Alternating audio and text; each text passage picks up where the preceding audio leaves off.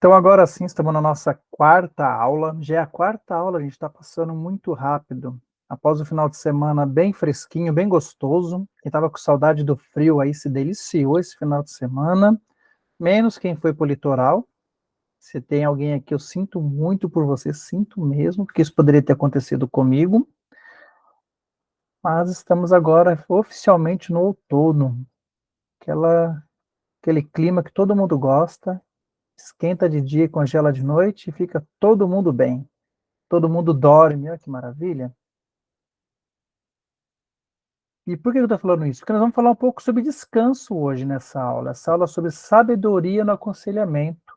Vamos aprender um pouco sobre o senhorio de Jesus Cristo, a importância do senhorio de Jesus Cristo dentro do aconselhamento cristão. Nós vamos aqui relembrar muitas coisas que nós aprendemos. Nós aprendemos 6 princípios interessantes sobre o aconselhamento cristão. Quem pode ler para nós? Só para nós recordarmos aqui esses 6 princípios. Alguém pode ler para nós?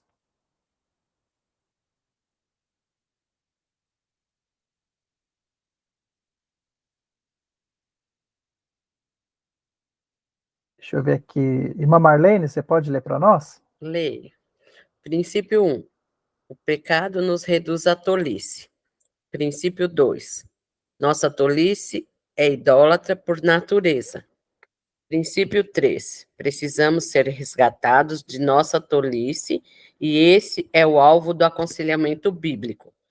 Princípio 4. O aconselhamento deve lidar com os ídolos do coração. Princípio 5. No coração desse resgate não está um sistema de redenção, mas o Redentor vivo e ativo. E o princípio 6, encontramos sabedoria à medida que nos submetemos a Cristo e confiamos nele. Amém. Deus abençoe, irmã Marlene.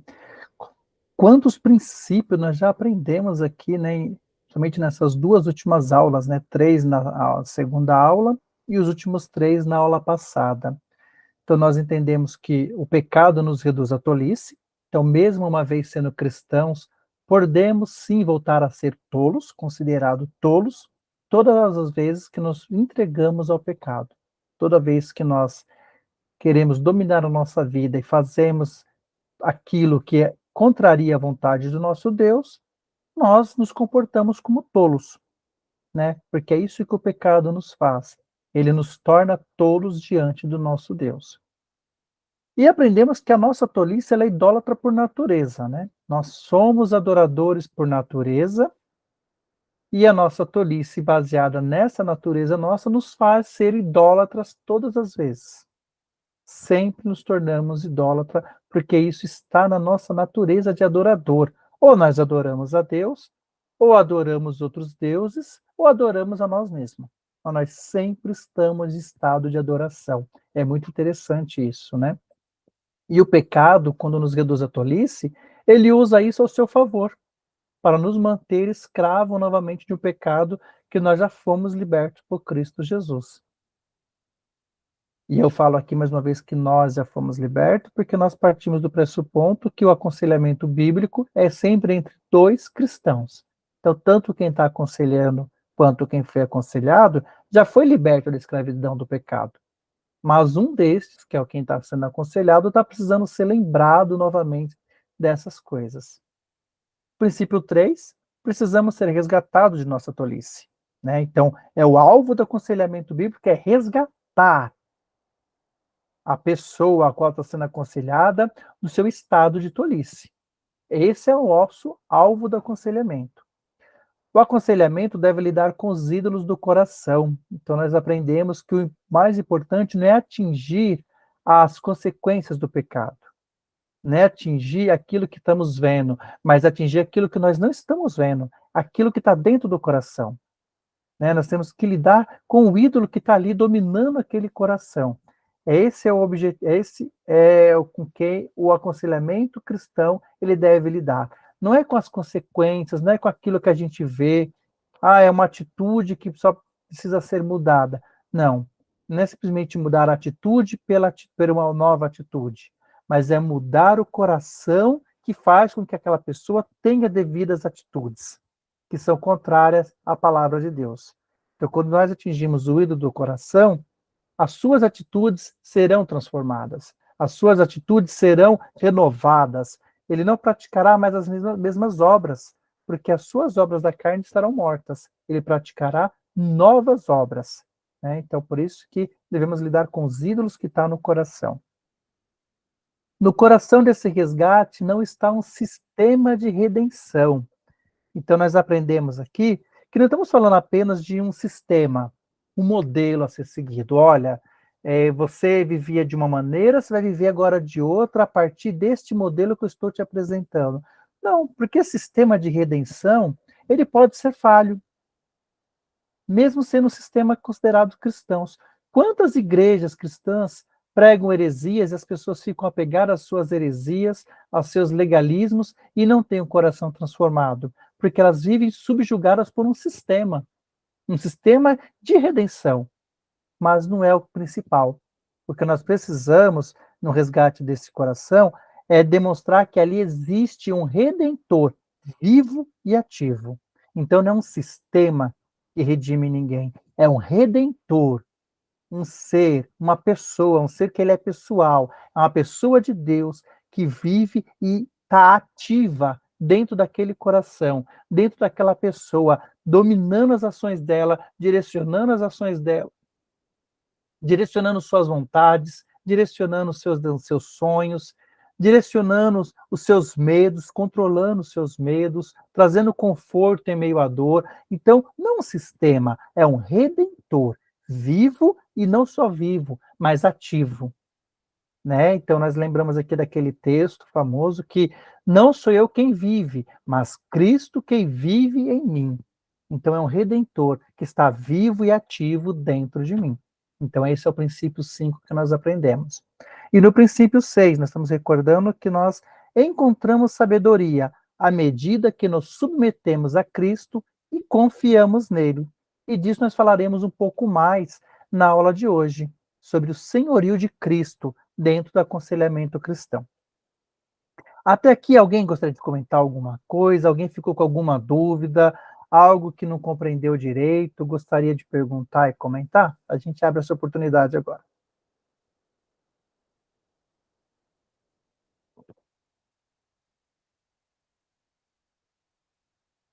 Não? Tranquilo?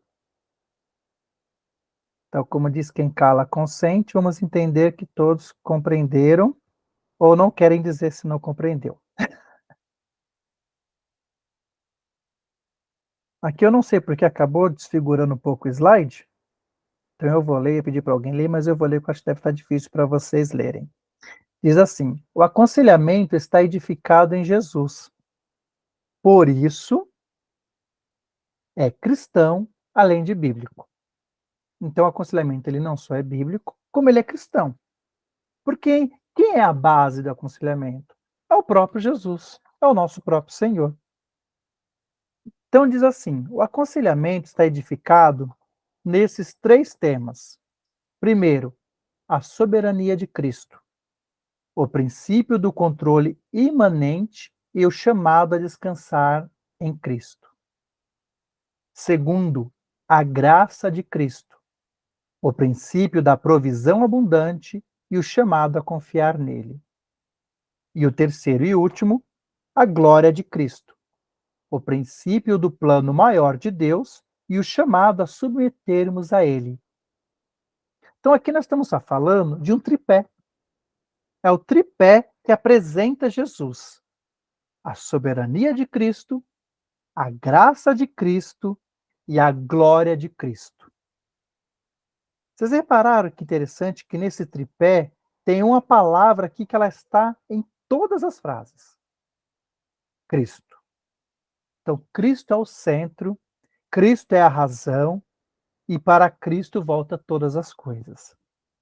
Então, nós vamos aprender um pouco sobre isso aqui. Eu gostaria que alguém lesse em Mateus capítulo 28, 18. Por favor, enquanto uma pessoa abre a Bíblia em Mateus 28, 18, hoje nós vamos usar um pouquinho a mais a Bíblia, hein, meus irmãos? Então, se quem puder ter uma Bíblia próxima de você aí, vai nos ajudar bastante. Gostaria que uma irmã preparasse a Bíblia em Mateus 28, 18, uma outra irmã em Romanos 5:15 e um irmão em Efésios 2, do 3 ao 10. Então, uma irmã, por favor, prepara a Bíblia em Mateus 28:18, segura só um minutinho aí. Uma outra irmã já deixa preparada em Romanos 5:15 e um irmão em Efésios 2, do 3 ao 10. Mateus 28:18? Isso, irmã Cida, já pode ler se estiver aberto aí, por favor. Uhum. Aqui. Então Jesus aproximou-se deles e disse: Foi-me dada toda a autoridade nos céus e na terra. Então, olha que interessante. Então, nós lemos aqui, né? Jesus mesmo dizendo em Mateus 28:18, em que momento da história isso acontece? Acontece após a crucificação e após também a ressurreição de Cristo. Porque nós falamos até um pouco, acho que na aula passada, ou foi na segunda aula, que quando Jesus ele viveu aqui na Terra, ele era 100% homem e também é 100% Deus. Porém, no seu estado terreno, Jesus ele abre mão da sua glória, ele deixa a sua glória e ele se coloca como um ser humano e se permite ser julgado como o pior dos seres humanos, para poder carregar sobre si todos os nossos pecados. Então ele abre mão da sua glória e ele vive aqui como um ser humano. Então Jesus ele é 100% Deus, mas ele também foi 100% homem. E nesses 33 anos que ele está vivendo como homem, ele abre mão da sua glória. Em nenhum momento ele usou ser como o pai, ou pior, usou ser melhor como o pai. Não, em todo momento ele agiu como filho de Deus, obedecendo à vontade de Deus, e tudo que ele fazia, ele agradecia a Deus. Mas agora nós vemos aqui um Jesus ressurreto. Jesus cumpre a sua missão como filho de Deus, como Emanuel, o Salvador, e agora ele diz: todo poder me foi dado sobre os céus e sobre a terra. Então agora ele estabelece novamente o que? A pessoa Cristo. É como se ele deixasse de ser Jesus para voltar a ser o Cristo que ele era antes. Ele sempre esteve com o Pai, tudo que foi criado também por ele, por meio dele, e sem ele nada do que foi feito se fez. Mas nesse momento em que ele deixa a sua glória e vem para o mundo, ele abre mão desse poder. É como se ele falasse assim: olha, neste momento aqui eu sou um homem. Eu vou viver como homem. Eu vou cumprir a missão do meu pai. Então ele abre mão desse estado de glória, né? Mas parando para pensar, o sacrifício que Jesus fez, que a gente fala de sacrifício de Jesus, a gente lembra da cruz, que já é algo muito grande. O sofrimento, o caminho do Gólgota, todas as chicotadas que Jesus levou, tudo que Jesus passou desde o Getsêmani até o fim da sua crucificação foi muita coisa. Mas nós estamos falando de um Deus que ele abre mão de seu poder de divindade, de seu estado de divindade, para viver em um corpo terreno, viver como nós, ser humano, se sujeitar a nascer da barriga de uma mulher, de uma pobre criatura que ele mesmo fez, se tornar um bebê, permitir que alguém, sabe, lhe alimente, que alguém limpe sua bunda, que alguém lhe ensine a andar, viver como um mero mortal, ser odiado pelos homens, ser subjugado pelos homens, ser cuspido pelos homens, faz tudo isso por amor a essa criatura que é a humanidade. Olha o quanto Cristo sacrificou, né? Isso me faz lembrar o quanto nós sacrificamos por amor a Cristo. Quantas vezes nós não queremos sacrificar nem sequer um tempo de oração por nosso Deus? E ele sacrificou todo o seu estado de glória para viver nessa terra junto conosco, sentir calor, sentir frio, sentir fome, sentir sede, aguentar o ser humano que não é fácil. Olha o quanto Cristo ele se sacrificou antes mesmo da cruz. Mas agora aqui em Mateus 28, ele fala: todo poder me foi dado sobre os céus e sobre a terra. Então ele está dizendo que, olha, eu sou seu Deus. Eu sou o Deus nos céus, eu sou o Deus na terra, e não há outro Deus além de mim. Eu reino soberanamente. Então, esse é um texto que revela a soberania de Cristo, que é o nosso Deus soberano. Alguém gostaria de comentar alguma coisa sobre esse primeiro tripé? Quero ouvir vocês também, tá, pessoal? Não quero só eu falar, não. Vocês têm muita coisa aí, muitas riquezas guardadas nos corações aí. Põe para fora.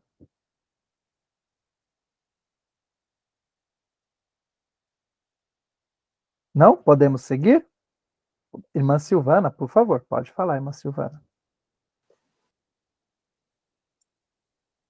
É, tudo bem? Dá para me ouvir? Estamos ouvindo sim. Tá bom. É que eu cheguei atrasada, me desculpe, mas isso que o senhor falou sobre Jesus, né?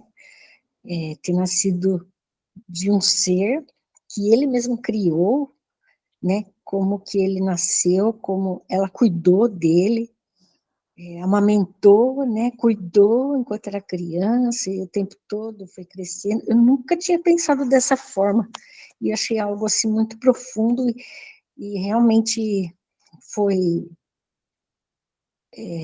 só Deus mesmo para fazer isso, de Jesus, né, ter deixado, né, deixado a sua glória e vir para esse mundo, passar por tudo que ele passou.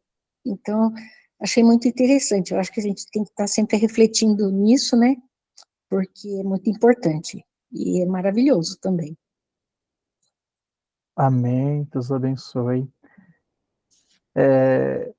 É algo muito interessante quando a gente começa a pensar, né? Porque Deus ele não compactua com o pecado. Ele está falando de um mundo que já jaz no maligno, um mundo onde há pecado por todos os lados, e é nesse mundo que Jesus vem. A gente vai começar a parar para pensar em tudo o sacrifício, em tudo o tamanho do amor de Deus pela minha e pela tua vida, né? Você vê o sacrifício do Deus Pai de entregar o seu único filho, o único, unigênito, o único filho da eternidade. Entrega por amor a um bando de criaturas egoístas, maléficas, ignorantes, inimigas. Muito bem, Marlene, imensurável, né? Muito bom a colocação da irmã. Imensurável, é um amor imensurável, né? Tem um louvor muito bom que fala isso, né? Imensurável amor de Deus. E aí você vê também o sacrifício do filho, né? Porque Jesus também é Deus, né? Nós entendemos a Trindade como o Pai, o Filho e o Espírito Santo, lembrando que não existe uma hierarquia aqui. O Pai não é superior ao Filho, que não é superior ao Espírito, não existe uma hierarquia. É uma trindade, os três são um. Três pessoas distintas, um único Deus. Mas são três pessoas que falam, que têm sentimentos, que têm vontade própria, que são eternas. Não existe um maior ou menor. É interessante isso. Mas Jesus te coloca aqui como o menor e como o pior dos seres humanos ainda, gente. Para quê? Para me amar e para te amar. E é isso que muitas vezes no aconselhamento nós precisamos lembrar que nós estamos aconselhando. Olha, você esqueceu do sacrifício que Jesus fez por amor a você? O quanto Deus te ama, o quanto Jesus te ama e tudo que ele fez por você. Permita que ele seja o soberano sobre a sua vida. Irmã Michele, por favor, pode falar. Eu lembro daquela parte em Gálatas que fala que ele se fez maldição em nosso lugar, né? E então ele nos substituiu a ponto de fazer-se maldição em nosso lugar. E eu acho que isso mostra muito o estado deplorável que nós estávamos, que nós nos encontrávamos antes de conhecer a salvação, né? E isso mostra muito a profundidade do abismo que Cristo desceu para nos buscar, sabe? Eu acho muito forte essa parte. Nossa, Michele, Deus abençoe. Eu gostei muito dessa expressão que você usou, do abismo, da profundidade que Jesus teve que descer. Irmãos, a gente vai começando a refletir, por isso eu gosto quando vocês contribuem. Vocês viram? Porque a gente fala assim, né? Pensa, irmãos, Deus lá no céu, no teu alto, sublime trono, tão distante de nós e nós tão distante dele, e seu amor é tão grande que se estende a nós. Nós costumamos usar muito essa frase. Agora, a irmã Michele trouxe uma expressão muito interessante. O quanto o abismo, o quanto Jesus atravessou fisicamente, para se fazer fisicamente perto de nós e ser subjugado por nós. Se ia comentar mais uma coisa, Michele, fica à vontade. Não, somente isso mesmo. Isso mostra o tamanho, tamanho do amor do nosso Deus. E é uma coisa que a gente tem que lembrar as pessoas quando nós estamos aconselhando. Isso faz nós lembrarmos desse Jesus, do que tudo que ele passou para continuar sendo nosso Senhor, já era o nosso dono, já era o nosso Criador e passou a ser o nosso ainda Redentor e Salvador, através de todo esse sacrifício. Algumas vezes eu me perguntava assim, né, quando Jesus está naquele momento da cruz, e que ele fala, né, Eli, Eli, lama sabachthani, Deus meu, por que me desamparastes? Estamos ainda considerada Semana Santa, né? A Páscoa está chegando e isso vai ser muito falado nesses dias. E você fala assim, né? Diz a Bíblia que Deus ele vira o rosto para Jesus. Por que que Deus abandonou Jesus? Por que que ele desamparou o seu único filho naquele momento? Alguém fala assim, não, Deus fez isso porque tinha que fazer para a gente ser salvo. Não foi simplesmente só porque ele tinha que fazer, não, irmãos. Qual era a cruz que Jesus carregava? Não era aquelas duas pilastras de madeira, uma sobre a outra, sobre suas costas. Aquilo era o mínimo, por mais que era pesado. Eram os meus e os seus pecados. O pecado de todos estava sobre ele. Em Jesus só tinha pecado. Quando Deus, o Pai, olha para seu filho, ele não via seu filho. Ele não via Jesus na cruz. Deus só via pecados. E Deus é tão santo que ele não consegue compactuar com o pecado. Sua santidade não consegue estar onde o pecado está. É por isso que ele desamparou Jesus, porque ali só tinha pecado. Toda a desgraça, toda a maldade, toda a imundícia, toda a imoralidade, tudo aquilo que nós pudermos aqui lembrar ou sequer comentar, estava sobre ele. Foi maldito por nós. Ali estava um ser maldito. Mas não maldito por ele mesmo, porque nele não tinha pecado nenhum, ele não cometeu pecado nenhum, mas ele estava malditos por toda a humanidade, quem existiu antes, quem existiu na época, nós que estamos aqui, muitos que ainda virão. Pensa, irmãos, em quanto pecado estava sobre Jesus. Então Deus não conseguia olhar. Quando ele olhava, ele não via mais seu filho. Ele só via pecado. Deixa eu permitir a irmã Roseli aqui, Rosemary. Pronto. Só existia pecado em Jesus. E é por isso que Jesus olhou e falou, Deus meu, por que me desamparastes? E isso me leva agora, eu vou deixar o Rafael falar e entrar na parte da graça, tá? Mas eu vou deixar o Rafael, pode falar primeiro, por favor. Queridos irmãos, a paz do Senhor. Amém. Eu falando sobre esse assunto, essa semana eu dei um estudo na igreja sobre Romanos que diz, olha, aonde abundou o pecado, superabundou a graça. O interessante é que a gente olha um pouco antes de Jesus vir, né, a lei de Moisés, irmãos, era impossível cumprir aquilo. Não tinha como a gente ser salvo através da lei, porque a lei ela só vem para punir, na verdade. E as leis na época Era impossível cumprir, não tinha como a gente chegar ao céu cumprindo a lei, era impossível. Mas, como ele falou, Jesus, o que eu achei interessante, que eu expliquei para os irmãos, é que quando na época você era condenado a alguma coisa, você era exposto. Por exemplo, se você tivesse uma dívida no supermercado, o seu nome era colocado na porta do mercado para todo mundo saber que você errou e ninguém de vender mais nada. Então, assim, o seu nome era extremamente exposto, e foi isso que Jesus cravou lá na cruz do Calvário. Cravou, tipo assim, tá pago. Eles não devem mais nada, entendeu? E eu acho lindo isso. E só terminando um pouco, quando Romanos fala assim, porque o fim da lei é Cristo para a justiça. Ou seja, e aí por isso, aí você fala assim, irmão, mas Jesus ele pagou, mas eu ainda tenho que obedecer? Tem. Só que vem o Espírito Santo. Então, no Espírito Santo é possível cumprir, é possível chegar. E se não fosse por Cristo, ele ter pago o que ninguém de nós, nenhum de nós poderia cumprir, a gente estava condenado.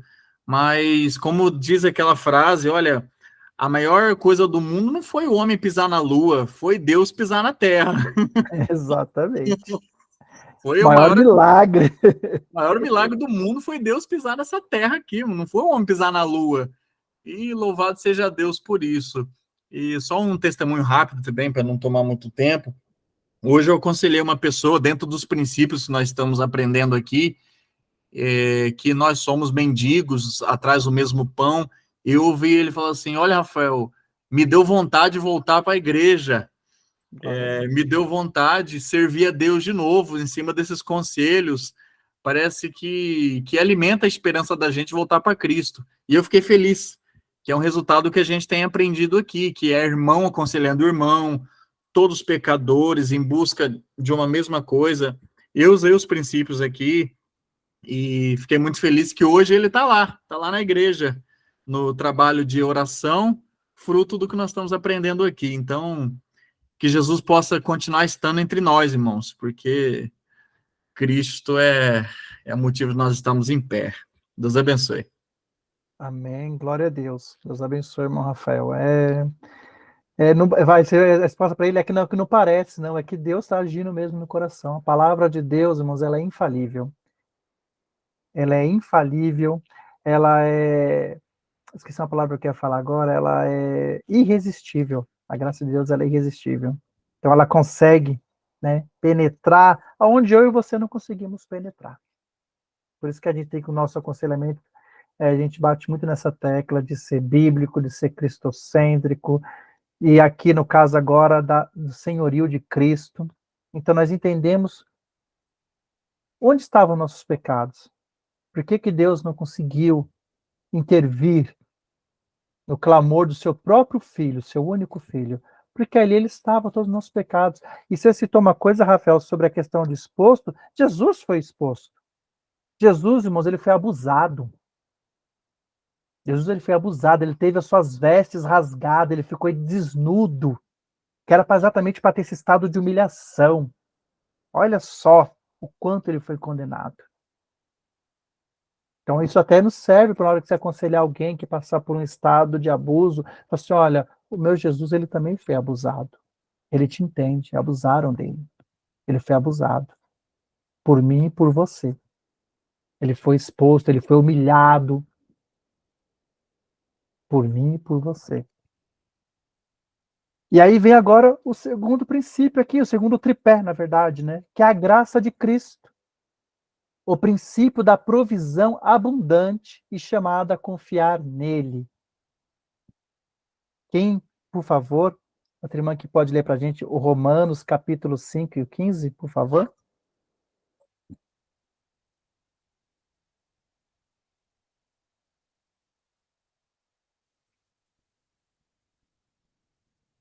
Irmã, vocês estão em maioria, que é isso? O mês das mulheres, ninguém abriu. Ó, irmãs, ó, Beatriz. Romanos 5,15, certo? Isso, 5:15. Entretanto, não há comparação entre a dádiva e a transgressão. De fato, Muitos morreram por causa da transgressão de um só homem, mas a graça de Deus, isto é, a dádiva pela graça de um só, Jesus Cristo, transbordou ainda mais para muitos. Olha só, tá falando né, a parte, né, o Rafael citou, né, que onde abundou o pecado, superabundou sua graça, e nós lemos aqui Romanos 5,15. Antes de eu comentar, eu gostaria que agora um irmão, né, que achou em Efésios 2, do 3 ao 10, por favor.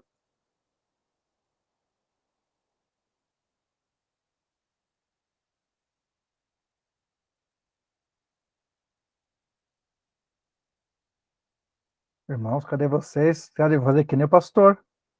Tem homem aí? Eu, Raul.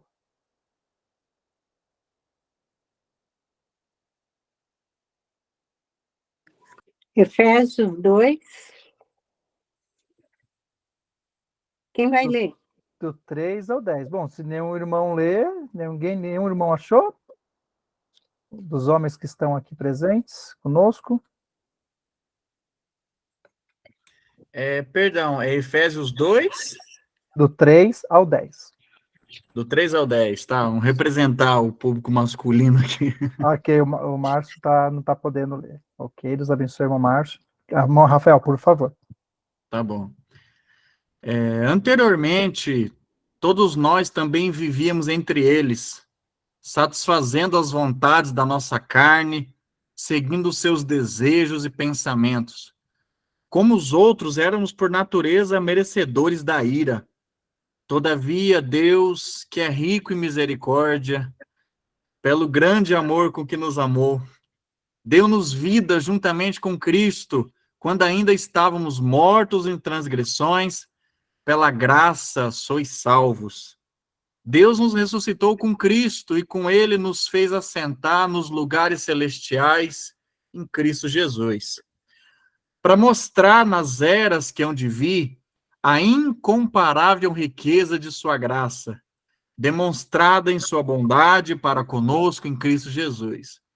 Pois vocês são salvos pela graça, por meio da fé. E isto não vem de vós, é dom de Deus.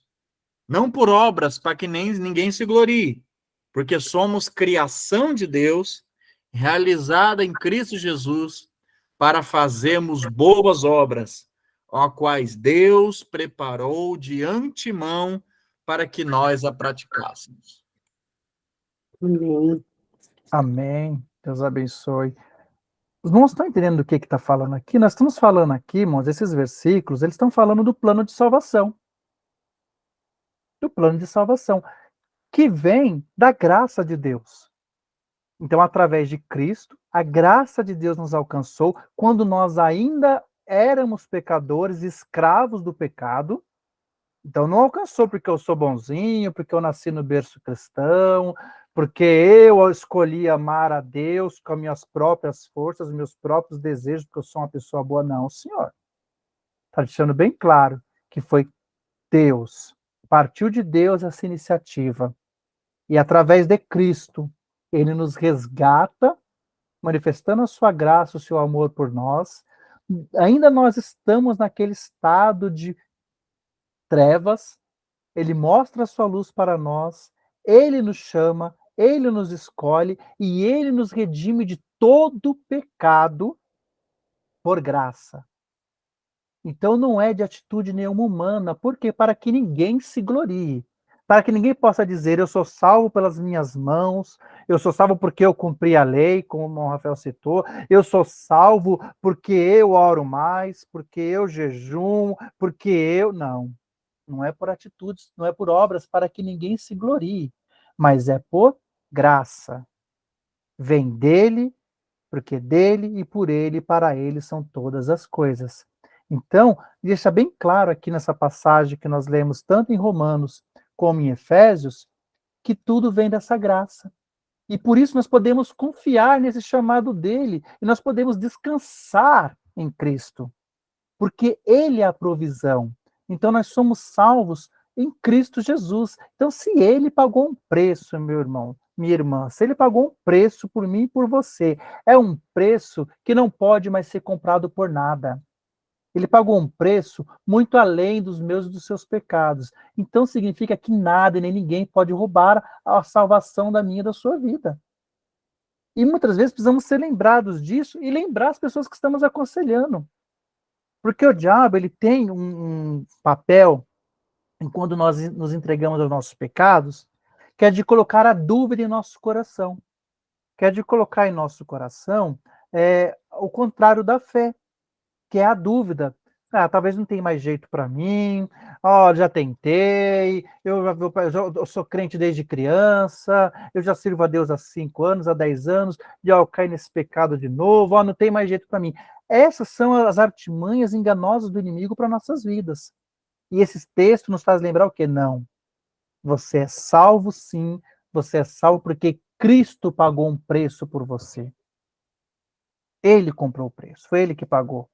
Não é pelos seus méritos, não é pelos seus próprios sacrifícios, não é por suas próprias forças, é graça. Isso mesmo, Natália, igual favor imerecido. Nós não merecíamos, nós não éramos dignos, nós, pelo contrário, diz a Bíblia que nós éramos inimigos de Deus e amantes desse mundo e de si mesmo, mas ele nos amou mesmo nesse estado que nós estávamos, e ele foi lá e enviou Jesus para nos resgatar desse estado, para nos salvar e para nos fazer herdeiros e co-herdeiros em Cristo Jesus dessa salvação através de sua graça.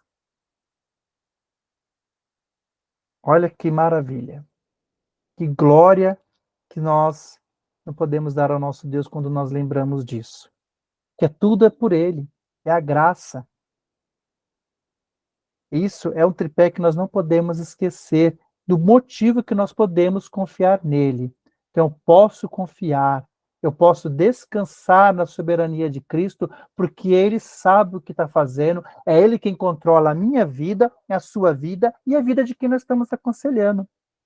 Então, quando nós olhamos para esse primeiro e esse segundo tripé, nós lembramos que o mesmo Deus que controla a minha vida é o que controla a vida de quem eu estou aconselhando. O mesmo Deus que é o responsável por mim é o responsável por ele, é o responsável por ela. O mesmo Deus que agiu em mim e me convenceu dos meus pecados é o Deus que vai agir na outra pessoa e vai convencê-la dos pecados dela. Não sou eu, é Ele.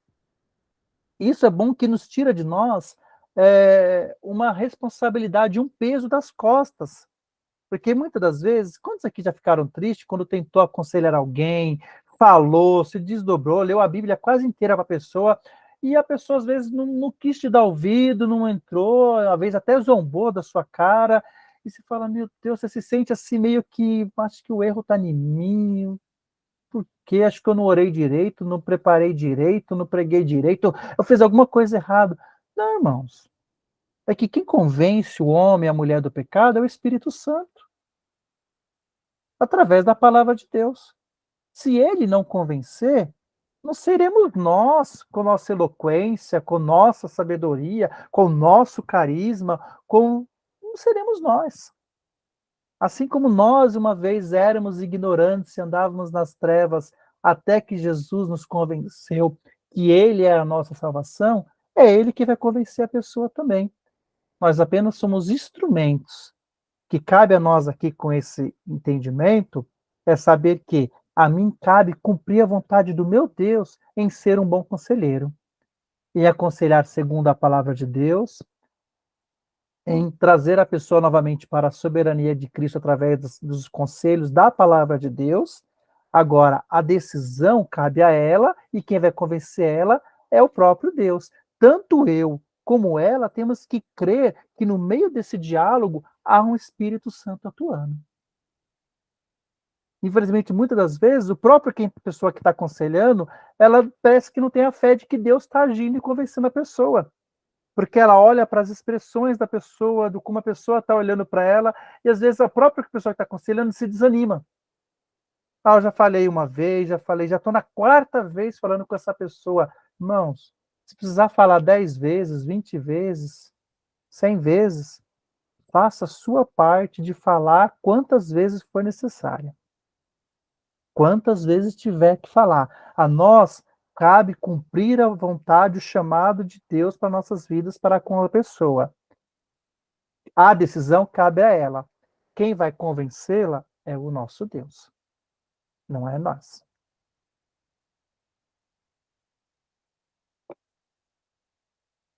E aqui nós temos também o terceiro tripé, que é a glória de Cristo, o princípio do plano maior de Deus e o chamado a nos submetermos a Ele. Quem pode ler Hebreus capítulo 1, verso 3, por favor?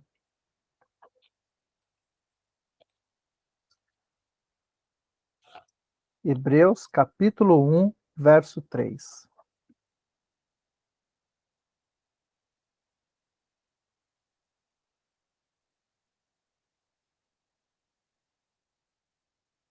Pode, professor.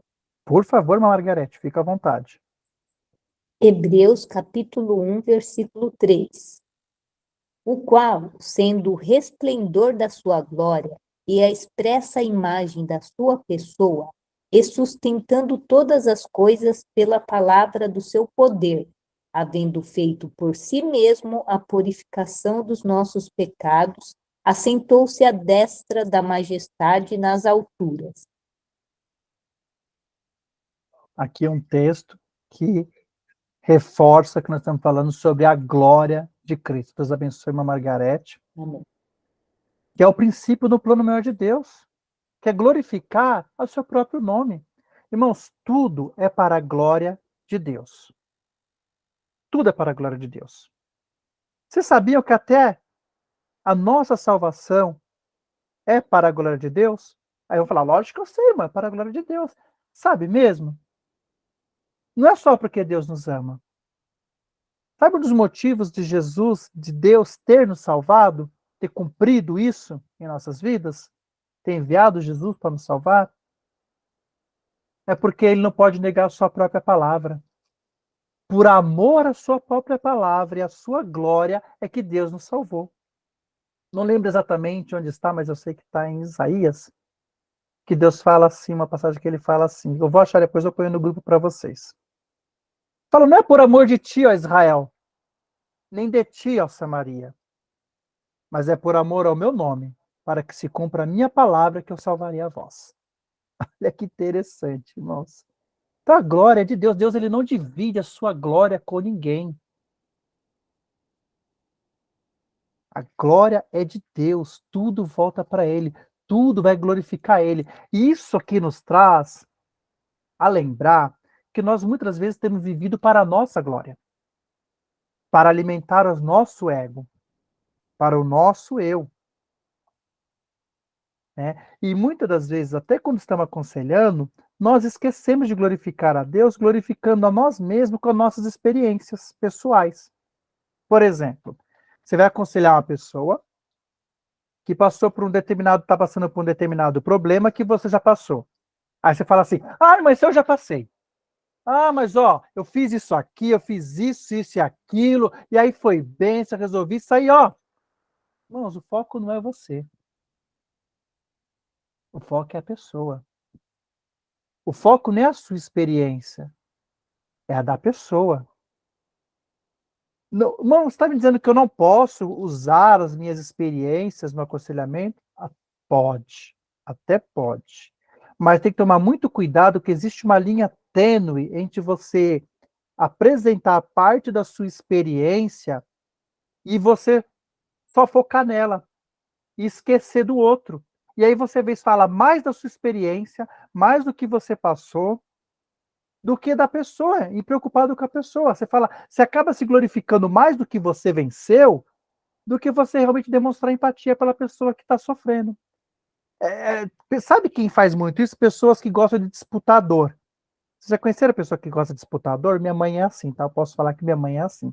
Minha mãe é daquela pessoa que você fala assim, eu já tô com uma dor de cabeça. Ela, nossa, mas eu também. Aí ela já começa, aí eu tomei o Doril, tomei Novalgina, tomei não sei o que lá, e fica aquela disputa. E a outra, não, mas olha, a minha dor é pior que a sua, porque a minha dor, eu fui no médico tal, e ele passou a receita tal, e eu fiz 7 dias de tratamento com antibiótico. Vocês já viram pessoas assim? Vocês têm alguém quer falar alguma coisa de pessoas assim? Irmãos, pode parecer que não, mas isso não é empatia, isso é egoísmo. Isso é egoísmo. Você está pensando mais em você e em jogar para cima da pessoa a sua experiência de dor, ou alguns a sua experiência vitoriosa, porque você venceu, você jejuou, você fez e acabou e aconteceu, do que realmente apresentar a pessoa a Cristo, trazer ela à soberania de Cristo, lembrar ela da graça de Cristo sobre a vida dela, que vai dar condições para ela de ela vencer e superar o que ela precisa superar naquele momento. E que lembrar ela que ela precisa glorificar a Deus e que nisso que ela está passando, o nome do Senhor também poderá ser glorificado. E as atitudes que ela tem que tomar diante da situação é uma atitude que glorifica a Deus, até talvez uma atitude no momento de dor, de sofrimento. Alguém quer comentar alguma coisa? Quer falar algum exemplo, alguma situação? Fica à vontade.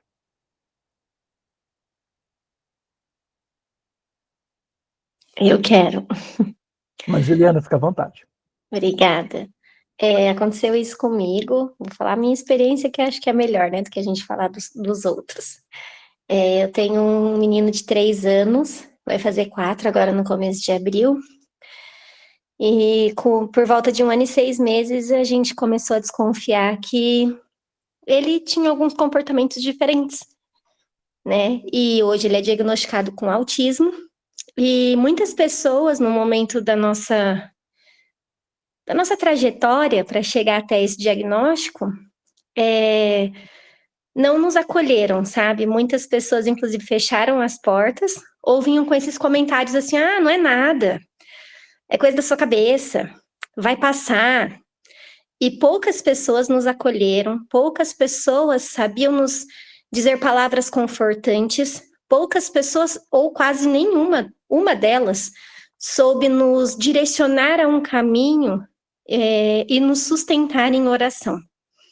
Então, assim, de falar por falar, muitas vezes, então, é melhor a gente nem abrir a boca, porque machuca também a pessoa que está do outro lado, né? E a gente quer só se sentir confortado, abraçado, né? E muitas vezes nem os cristãos sabem ofertar isso para nós, né? Quando nós precisamos. Então, eu falo por essa experiência, que para mim foi um dos momentos assim que eu precisava talvez de alguém ali para me ouvir, me abraçar, e eu só ouvia assim: ele não tem nada, ele não é nada. O médico que fechou esse diagnóstico, ele tá louco, né? E hoje ele tem um acompanhamento, é claro, tiveram grandes evoluções, mas ele tem o diagnóstico. E não é o problema do diagnóstico, o problema são que as pessoas falam no momento que não deveriam abrir a boca. É isso. Ok. Eu, particularmente, eu te entendo, posso te dizer que eu entendo perfeitamente, mas, Juliana, porque eu tenho 2 filhos, meus 2 filhos são autistas. Então, eu posso dizer que eu entendo um pouco do percurso que a irmã passou e está passando. Eu tenho um filho de 16 anos e tenho o Davi de 9 anos. Então, o Felipe 16, o Davi tem 9, ambos são autistas. E a gente ouviu muito esses comentários semelhantes que a irmã falou. E é complicado mesmo assim. É complicado às vezes você está precisando apenas ser acolhido. E não, né, ouvir os achismos das pessoas. É por isso que no aconselhamento a gente bate muito nessa tecla. Nossa experiência não tem que ser o foco para o outro. Ela pode, falando no caso do autismo, eu posso te dar até alguns conselhos da minha experiência do que eu passei, como eu tratei, mas eu conhecendo já o autismo, eu sei que nenhuma criança é igual a outra, né? Talvez coisas que funcionem para o meu filho não funcionará para o seu, coisas que funcionam para o seu não funcionará para nenhum dos meus 2 filhos. Então, assim, mas a gente pode usar assim, mas o foco principal é sempre lembrar o quê? Que o seu problema que é o momento agora, não é o meu. É o seu problema que tem que estar apresentado agora, é a sua pessoa que precisa ser cuidada agora, é você que precisa ser acolhido, se sentir amado, se sentir compreendido, saber que você tem alguém que possa estar com você, alguém que vai te apresentar a palavra de Deus. Olha, o que a palavra de Deus me traz de conforto? Olha, Juliana, é uma situação que você vai ter que passar, mas olha, Deus vai passar com você nessa situação. Né? Porque às vezes a pessoa quer dizer, não, não é nada, não, a gente vai orar e não vai ser nada disso, e amanhã o diagnóstico vai ser outro. Até isso eu já ouvi. Deus pode fazer? Deus pode, ninguém está querendo dizer que Deus não tem o poder para fazer, mas será que o plano de Deus não é que realmente eu viva essa experiência, e eu cresça com essa experiência, e eu glorifique a Ele nessa experiência, e eu aprenda a ver Ele agindo nessa situação? Então olha como as coisas são diferentes, né? Então, mas Deus abençoe, muito obrigado por compartilhar conosco sua experiência, e é exatamente, você deu um exemplo muito bom, sobre quando a gente confunde isso, de não olhar para o problema do outro que está sendo aconselhado e nos olhar para nós. E falar conselho segundo o nosso achismo e não segundo a palavra de Deus. Irmão Rafael, por favor. Irmãos, a gente aqui, em resumo, está falando sobre a soberania de Deus também, né? É nessas horas que é difícil a gente aceitar que Deus é soberano, que Ele sabe o que está fazendo, que se Ele permitiu, existe um porquê. Eu tive um irmão especial na cadeira de rodas. Irmão, o que eu vi de profetada, vai levantar, vai andar 4 cantos da terra, desse negócio de 4 cantos da terra, vai fazer isso, fazer aquilo. E aí teve uma vez que a minha mãe foi num congresso, e ela falou assim, olha, eu vejo teu filho pregando, teu filho tal, ministrando. Meu Deus. Irmão, dia 1º de outubro de 2007, o Daniel morreu. E eu falo para você, como é que fica as promessas, como é que fica, os irmãos falou que vai dar certo. E a minha mãe, agora que ela começou a se levantar, anos depois, e é muito difícil isso, que realmente um conselho errado, uma profetada errada, você pode detonar com a vida da pessoa. Mas eu louvo a Deus porque existem ainda igrejas saudáveis, igrejas que ensinam a verdade, como no caso aqui dos irmãos que estão falando de autismo, eu trabalho com escola, sou professor, e eu tenho alunos autistas, e a gente sempre aconselha os pais, que é normal, isso pode acontecer, mas, e tudo o conselho conta. E dentro da questão cristã, que nós estamos falando aqui, olha, você pode destruir a fé de uma pessoa, ou você pode, através de Deus, ressuscitar a fé dessa pessoa, porque a minha mãe quase surtou quando o Daniel faleceu, e ela começou a perder a graça, desacreditar em Bíblia, em Jesus, em palavra. Mentiram para mim que Deus é esse que levou o meu filho. E se nós estamos de pé hoje, é porque nós olhamos para Cristo. Eu e a minha família continuamos servindo ao Senhor, meu pai comigo como presbítero, e nós estamos na igreja porque nós olhamos para Jesus. E, infelizmente, né, como a irmã está falando, tem conselhos errados, pessoas que falam coisas que vêm do coração, e cuidado com isso, irmão. Deus colocou no meu coração. O coração é enganoso, mano. O coração é enganoso, o coração é emotivo. É óbvio que tem muito profeta do óbvio. O profeta chega na igreja, quem tá triste, quem tá com problema, todo mundo tem problema, irmão. Todo mundo tem problema. Todo mundo tem. Se eu, como pregador, chegar, irmão, quem tá precisando de dinheiro? Jesus Cristo. Amiga, sabe esses Você profetas? tá com problema na sua família. Irmão, esse negócio que Deus tem visto as suas lágrimas, olha, cuidado com isso, gente, cuidado com isso. Mas como a irmã disse, vamos ser precavidos com isso. Existe um plano maior de Deus, seja para o nosso gosto ou não, talvez, seja a gente aceite ou não. Se eu queria meu irmão estivesse aqui, meu irmão Deus levou, e existe um plano de Deus para isso. E isso, a gente tem que preparar a pessoa para isso. Olha, irmãos, Deus é soberano, tudo está debaixo dos seus pés. Esse é o princípio, e se submeter a isso. Isso que é ser servo, isso que é ser um cristão, mas que a gente possa estar atento a esses conselhos, aos profetas por aí. Minha família foi muito vítima desse negócio de profeta, de bate-palma e língua estranha, e que no fim das contas deixou a gente sem chão. Mas se nós estamos de pé hoje, é porque olhamos para Cristo, e se submeter a ele. Sem Deus é supremo, Deus sabe o que faz, e isso tem que estar no nosso coração, tá? Sabe? Então, que Deus abençoe a irmã Juliana, eu como professor e como servo de Deus, eu sei que é difícil, o irmão aqui que está nos dando esse curso sabe também que é difícil, mas Deus tem um plano, irmão. Isso é acima de tudo. Deus tem um plano para cumprir na vida de todos nós. Em nome de Jesus. Deus abençoe. Amém. Deus abençoe, irmão Rafael. E é por isso, irmãos, por tudo isso, que vocês vocês vão ter que cansar de me ouvir falar. Por isso que nós batemos na tecla que que o aconselhamento, ele é bíblico. Então ele não é o que eu acho, não é o que eu senti, que Deus falou comigo no sonho. Não, é bíblico. É bíblico. Não há revelação alguma que Deus precisa revelar para nós que não esteja na sua palavra. Então, né, e aí o Rafael já ouviu bastante isso, e só para reforçar, por isso que toda profecia deve ser julgada pela palavra. Mas é muito comum isso que o Rafael falou, eu já vi muito isso também, isso acontece muito nas igrejas, isso é muito comum. Por quê? Porque as pessoas não leem a Bíblia.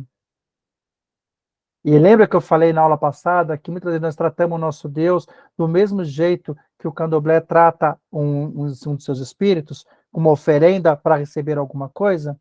Como se Deus fosse obrigado, estivesse ao nosso favor para atender os nossos desejos e as nossas vontades. Não, irmãos. Ele reina soberanamente. Eu me submeto à sua soberania, entendendo que Cristo é soberano e ele sabe o que é melhor para mim e para toda a humanidade. Entendendo que a graça dele está sobre a minha vida, sobre a minha casa, sobre a minha família, e a graça dele me dará condições de eu passar e suportar o que eu precisar passar. E na vida, muitas das vezes, irmãos, a gente passa por situações que a gente não quer passar. E que às vezes a gente acha que não merecemos até passar. Só que o fato é que a gente vai ter que passar. Tem situações na vida da irmã Cida que ela vai passar e eu não. Tem situações na vida do irmão Rafael que ele vai passar e eu não. Mas tem situações na minha vida que eu vou passar e nenhum de vocês vai. Mas o certo é que em todas as nossas experiências, Deus passará conosco. Isso é fé. Quem tem mais fé? Aquele que orou para receber a comida e glorificou a Deus? Ou aquele que pediu comida e não teve, mas glorificou a Deus? Quem teve mais fé? São coisas para nós pensarmos e refletirmos. Quem teve mais fé? Vamos correr um pouquinho aqui.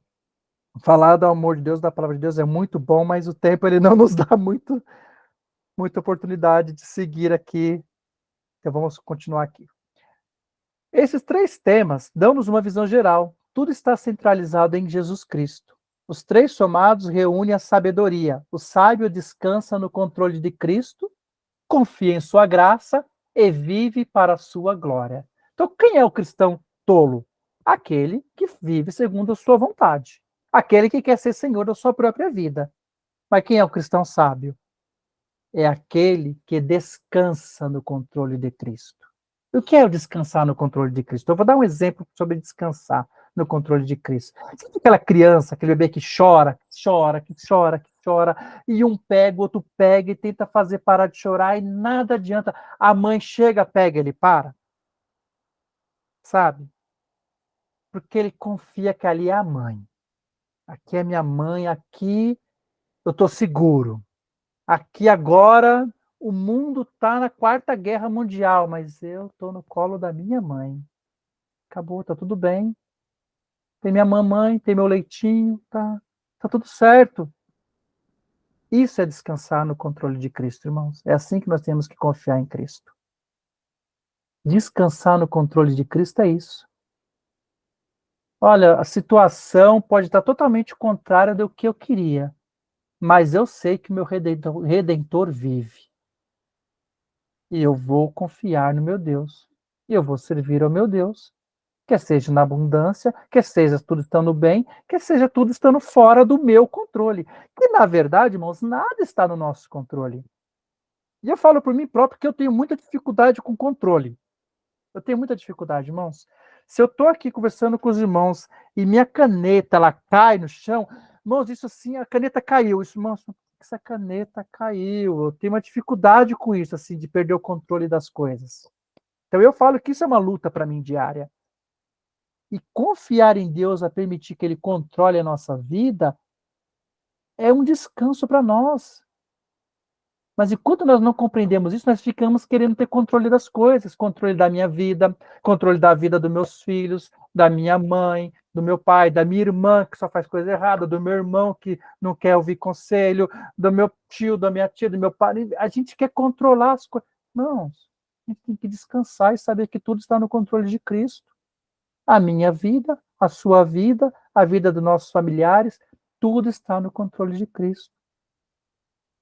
E o sábio faz o que também? Ele confia na graça de Deus.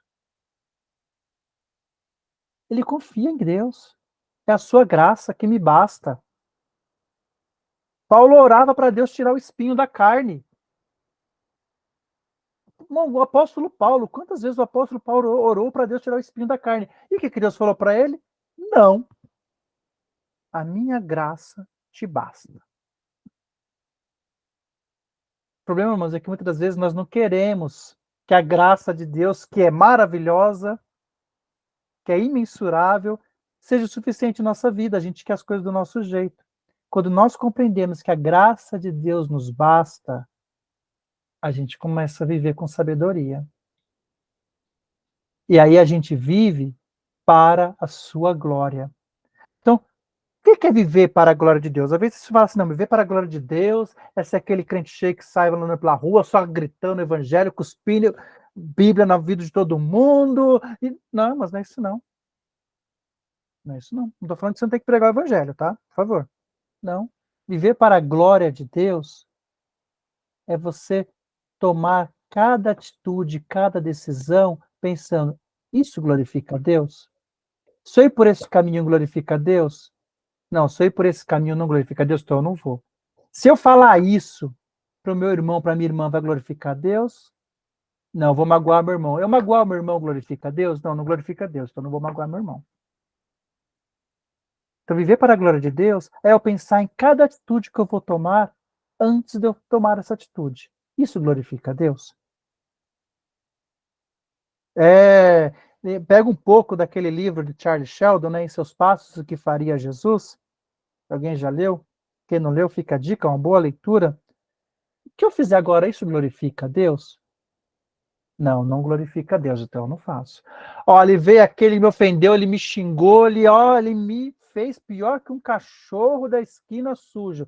Então eu vou levantar, vou mostrar para ele que para mim não, que ninguém me humilha, ninguém pisa em mim, e eu vou para cima dele. Isso glorifica a Deus? Que atitude minha glorifica a Deus?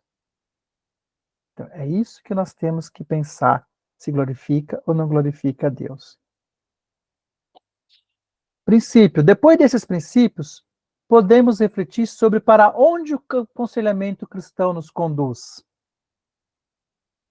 Ele nos conduz a levar os aconselhados a descansarem, confiarem e se submeterem a Cristo para que cresçam em sabedoria.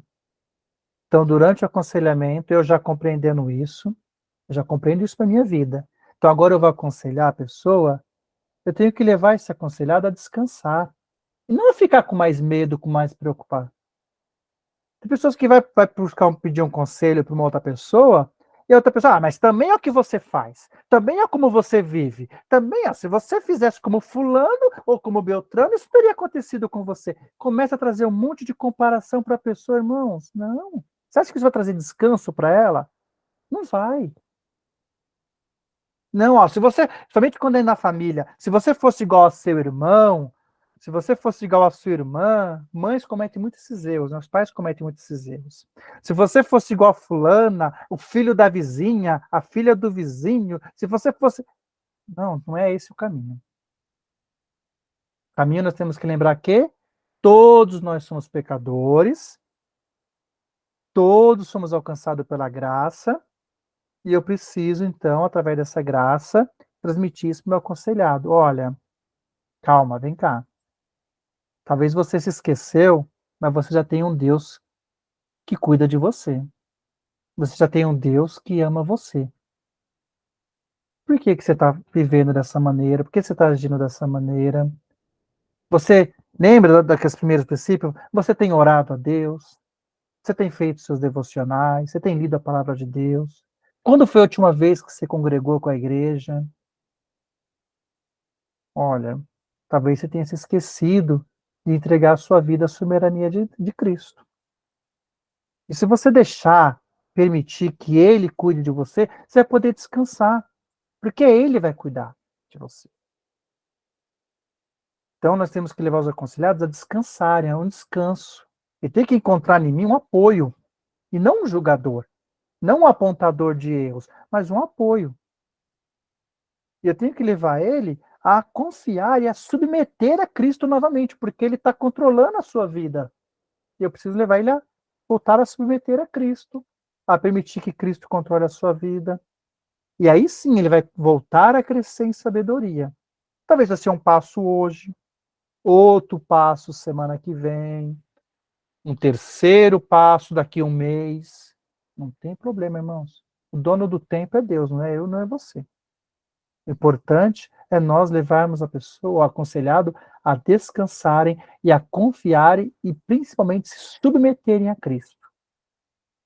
Então não importa qual é a situação, se é uma situação de pecado, se é um problema familiar, eu estou tratando o coração dele. O coração dele sendo tratado, ele vai poder lidar com o pecado que ele tem que lutar, ou vai poder lidar melhor com a situação dentro da casa dele, dentro da família dele, dentro da casa dela, com os filhos, com a filha, com a mãe, com o pai, não sabemos, né, qual é a situação, mas N situações podem acontecer, mas ele vai estar melhor, ele vai estar descansado, submetido, ele vai melhor ajudar também a sua família, porque nós estamos trazendo ele de volta para Cristo. Quando aconselhamos, em lugar de oferecermos apenas princípios que toquem de leve suas vidas, devemos convidá-los a correr risco pela fé. Correr risco pela fé. Isso é interessante, hein, gente? O que vocês entendem sobre correr risco pela fé? Alguém tem alguma ideia, algo na mente sobre o que é correr risco pela fé?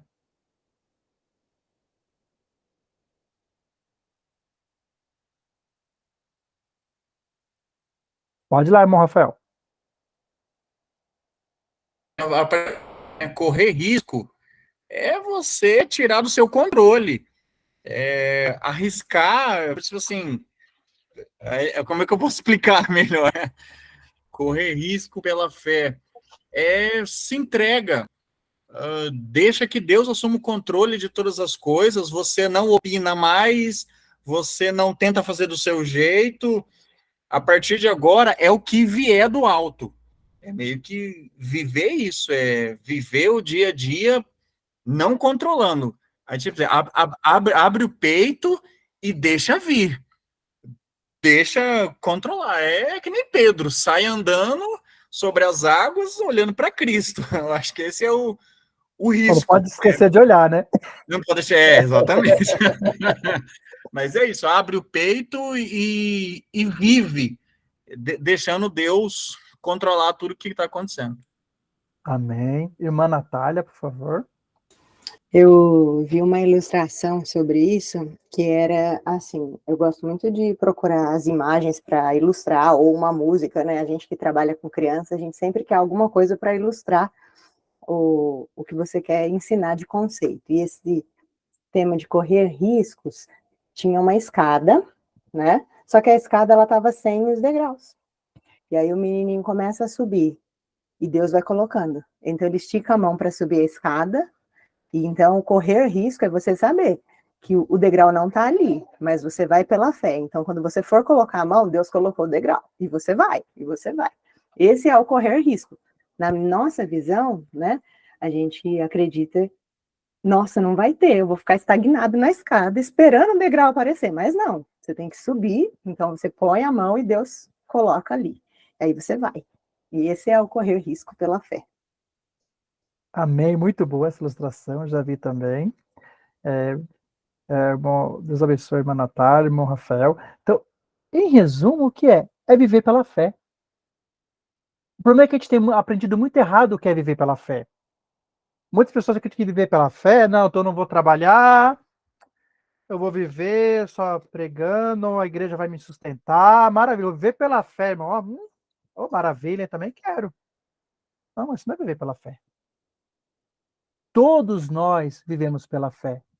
Viver pela fé é eu entender que eu não vou ser fiel ao meu patrão porque é ele que paga meu salário.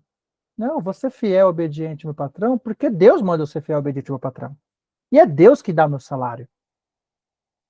Se eu estiver trabalhando registrado, Deus dá meu salário, meu sustento. Se eu não tiver, Deus dará meu salário e meu sustento. Viver pela fé, isso é correr risco pela fé. É eu acreditar que Deus vai estar no controle de todas as coisas. E eu confiar minha vida a Ele. Ó, eu anotei uma frase aqui que diz assim, ó, é impossível termos uma vida nova em Cristo e continuar fazendo tudo o que a gente fazia, tudo que a gente quer. Viver com Cristo é abrir mão do controle e viver os riscos do Evangelho. Viver em Cristo. Então é isso, é como Pedro, ele foi dando passo sobre as águas, acreditando que ele não ia afundar. Ele levantava um pé e o outro acreditando que não ia afundar. Eu vou subir o degrau, eu não estou vendo, mas pela fé eu estou vendo. Então, eu não sei como é que vai ser minha vida amanhã, eu não sei quem vai cuidar dos meus filhos, como é que vai ser. O que me cabe? A confiar, descansar no Senhor. Mas como é que vai ser? E se alguma coisa acontecer comigo? Irmãos, o mesmo Deus que cuida de mim, Ele cuida da minha esposa, Ele cuida da minha mãe, Ele cuida de você, Ele cuida da sua família. A gente tem que entender que não existe ninguém que ame mais ao teu filho, à tua mãe, ao teu marido, à tua esposa, do que Deus. Ninguém me ama mais do que Deus, nem eu me amo a mais do que meu Deus. Porque se eu me amasse, eu não fazia tanta coisa que prejudicava a minha vida, o meu ser e a minha existência aqui saudável na Terra. Então ninguém nos ama mais do que o nosso próprio Deus. Então correr risco pela fé, é realmente viver acreditando no que vier, eu vou viver. Porque Deus vai passar comigo. Vou correr risco pela fé. Abra mão do controle que você tem tentado ter sobre todos durante toda a sua vida. Confie na soberania do seu Senhor. Eu já tentei mudar fulano, já tentei melhorar cicrano, não deu, já falei. Não, confie na soberania do Senhor. Até mesmo das nossas vidas. A gente não pode simplesmente tentar mudar nós mesmos por tentar mudar. Nós temos que permitir que Cristo nos mude. Dar lugar para Ele nos mudar. Porque se até a gente tentar mudar por nos mudar, a gente muda atitude por atitude até um tempo, depois a gente falha de novo. Agora, se a gente permitir que o Senhor soberano da vida controle nossas vidas, pode ter certeza, Ele não vai falhar. O problema é que a gente entende as coisas da nossa visão humana, a nossa visão ela é muito limitada. A gente entende que o nosso bem-estar é estar na nossa zona de conforto. É eu ter um bom emprego, um bom salário, uma boa casa confortável, ter bom sustento, ter saúde para todo mundo em casa, todas essas coisas boas que são boas, não são más. Mas, irmãos, estar no centro da vontade de Deus, sabe o que é? É que se necessário for, que eu morra agora, mas alguém que veja eu morrendo se converter por isso, a missão foi cumprida. Minha vida valeu a pena, porque uma pessoa foi salva através da minha morte. Isso é correr o risco. Mas a gente não quer, a gente quer coisas boas para nós, porque a gente ainda vive nessa vida olhando para essa vida, olhando para esse mundo, olhando para as coisas desse mundo. A gente deixou de olhar com os olhos espirituais, de olhar para cima, e continuamos olhando na horizontal. Quando nós entendemos que a nossa vida pertence a Jesus, a gente vai permitir que Ele faça com ela o que Ele quiser. E se necessário for, que ele me coloque em um leito de um hospital para que o meu parceiro do lado se converta, veja Jesus através de mim lá, que assim seja. Não, mas eu não quero. Não, eu quero que Deus me cure agora. Mas às vezes não é essa a vontade dele. Ele permitiu que o seu próprio filho estivesse na cruz do lado de um ladrão, para aquele ladrão também ser salvo.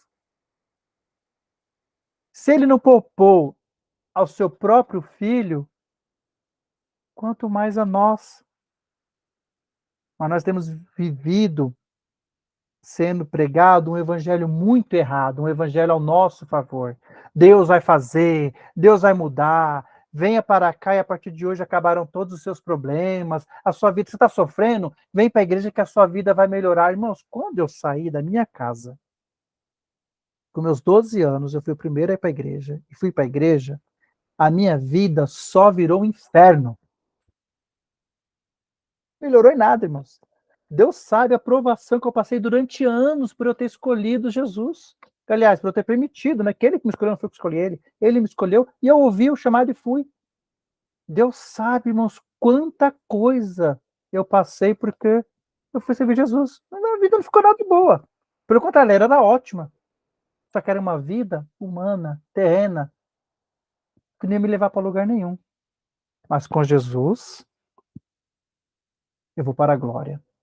Com Jesus, eu glorifico o seu nome. Então, se necessário for, eu passar toda e qualquer situação que eu não queira passar, mas Deus está no controle de todas as coisas. Isso chama-se contentamento. O que é ter contentamento no Senhor? O que é ser feliz em Cristo Jesus? Eu aceitar que Ele está no controle de todas as coisas. E eu não vou mais me lamentar pelo que eu não tenho, mas eu vou glorificá-lo pelo que eu tenho, que é a salvação da minha vida e da minha alma. Então, eu não me lamento mais por eu não ter a casa que eu queria, o emprego que eu queria, até mesmo a saúde que eu queria. Eu o glorifico porque eu o tenho.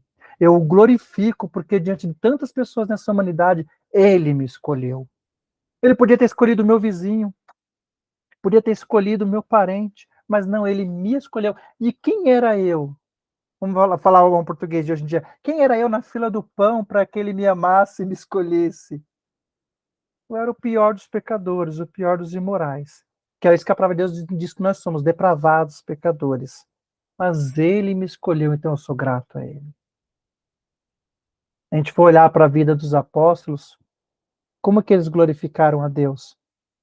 Eles glorificaram a Deus sendo mortos, comidos pelos leões no Coliseu, sendo mortos, pendurados de cabeça para baixo. E aí o que o Império Romano faz? Para de proibir a igreja. Ah, Wilson, pelo contrário, institui o cristianismo como uma religião oficial. Não só oficial, mas obrigatória. E por que, irmão Wilson? E aí ele criou a Igreja Católica Apostólica Romana. Por quê? Porque cada um que era morto no Coliseu, dezenas e dezenas se convertiam sobre as arquibancadas. E o nome do Senhor era glorificado. E aí cumpre-se aquela palavra: aquele que procurar salvar a própria vida, a perderá. Mas aquele que a perder por amor de mim, a encontrará. Então, são coisas que nós precisamos relembrar para poder lembrarmos aqueles que nós vamos aconselhar no momento. Pare de viver para a sua glória. Olha como isso tem destruído seus relacionamentos. Submeta-se à glória de Cristo. Quando a gente vive para nós mesmos, tudo ao redor, irmãos, não vai ficar bem, não. Pelo contrário, uma hora vai começar a dar mal, a gente magoa as pessoas nos magoam, porque a gente é egoísta, a gente quer as coisas do nosso jeito, quer as coisas do jeito que nos agrada. Se fizer diferente, eu não concordo, aí eu já te bloqueio, eu te lacro, né? Lacração, eu te bloqueio, eu te cancelo, como é que é? Eu vou lá no WhatsApp lá e bloqueio você, não falo mais com você. Nossa, tem maridos bloqueando esposa no WhatsApp, irmãos. Que isso? Mulheres bloqueando o marido no WhatsApp. Irmãos, é o cúmulo do ego, porque não fez o que eu queria, não era do jeito que eu queria, porque... Irmãos, sério? Cristãos bloqueando aí no WhatsApp, não, sério? É tão ridículo é tão tolo que chega a ser ridículo e infantil. Olha como a gente se coloca no estado de tolice, irmãos. Quantos parentes, pessoas não estão bloqueadas hoje no WhatsApp? Porque sentiram os seus egos ofendidos. Mas não, se Jesus tivesse feito isso, tivesse desistido, cada insulto que ele recebeu, se ele tivesse desistido de nós, de cumprir a sua missão, por conta dos insultos, do que ele ouviu, do que fizeram, nós precisamos voltar a se submeter à glória de Cristo. E a glória de Cristo, muitas das vezes, não vai amaciar meu ego, não vai me agradar, não vai ser o que eu quero. Nosso alvo é perguntar: você não vai colocar a sua vida nas mãos do Senhor Jesus? A sabedoria está justamente nisso. Descanse na sua sabedoria, confie na sua graça, submeta-se à sua glória. Ele transformará a sua vida. Se esses 3 temas estiverem presentes no seu relacionamento com seus filhos, no seu trabalho, no seu casamento, em qualquer outro contexto da sua vida, você verá mudanças radicais no que está acontecendo de errado.